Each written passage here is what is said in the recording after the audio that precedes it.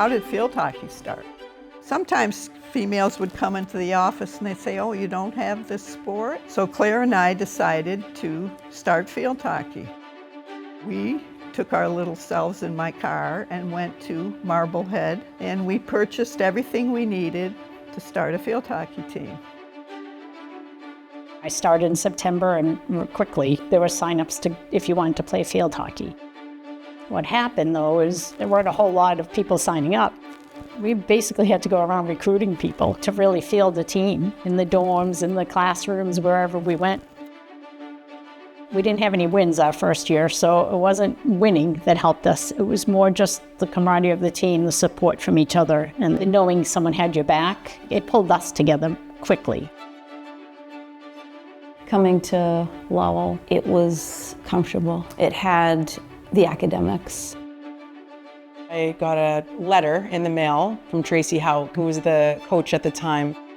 She said, "Dear Shannon, we're very interested in recruiting you to play field hockey." I came up for a visit. In my heart, I knew it was for me.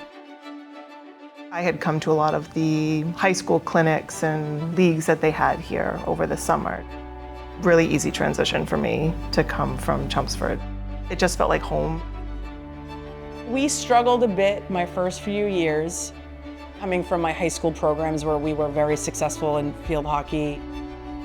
I think about my sophomore year, I figured out I was building for the future when I started recruiting on my own. We would go to local high school games. We would try to make friends with the good players to have them consider UMass Lowell. If we surrounded ourselves with good people on the team, we could do something special.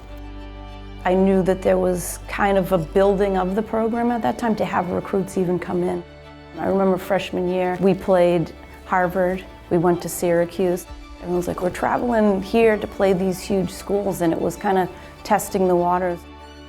We were developing in our intensity, in our passion, in our belief that in any game we could do this. That's the shift I felt from freshman year. I had a few people that joined me in that winning mindset. That's sort of where the program started taking a turn. If you ask my teammates, they'll tell you that I was one of the coaches as a player. I probably took my role pretty seriously as a captain, but I also probably did some coaching on the side. We didn't have a full-time coach, he was always only part-time, so in the spring, I took it upon myself to sort of lead the team in some spring activities. We wanted to be good. We had to train and play year-round, even if we didn't have a coach that was able to be there with us. When I took over, I was a full-time coach. I wanted to coach to provide some consistency, to provide a foundation that would at least establish a culture here. We want to be better than the next team, and how are we going to do that? It is going to be by being fit. It is going to be by being strong. It is going to be by being smart. It is going to be by having a plan. And you have to do it all. You can't just pick one. We established those core values early on, and that really was the difference maker in building this culture. It was just easy to just buy into Shannon's program and want to win, and I think everybody on the team thought the same thing. There was a lot of pride that went along with being a state schooler. They embraced that underdog mentality every single day. Just because we're the state school, like, we're killing it. We've won 2 conference tournaments, we have all these All-Americans.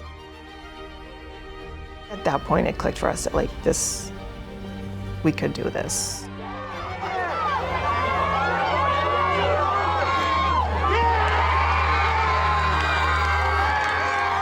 2005, I think it was the shock that shocked the world. A really collective team effort of women that had no idea they were going to win a national championship. We just kept pushing and pushing and pushing, and we just wanted it so bad. That 2010 class graduated in 2011. When I recruited them their freshman year, I promised them a national championship.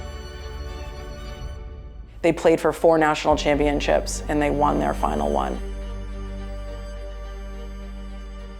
Remember hearing along the way was becoming Division I. I thought that was a big step for the university. Thinking about Shannon as a coach and the program that she creates and the staff that she's had along with her, it's not surprising that the athletic department picked field hockey to be one of the first teams to go. When we elevated to Division I, it was a change in my coaching style, a change in my recruiting style.